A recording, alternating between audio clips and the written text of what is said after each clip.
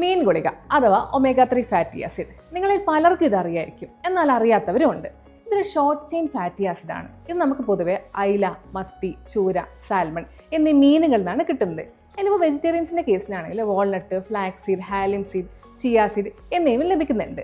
ഇനി ഈ പറഞ്ഞതൊക്കെ കഴിക്കാൻ ബുദ്ധിമുട്ടുണ്ടെങ്കിൽ നമുക്കിതൊക്കെ ഒരു സപ്ലിമെൻറ്റ്സ് വഴി എടുക്കാം. ഇനി ഇത് എന്തിനെടുക്കുന്നതെന്ന് ചോദിച്ചാൽ നമ്മുടെ സ്കിന്നിനും ഹെയറിലൊക്കെ ഒരുപാട് ചേഞ്ചസ് വരുത്തും.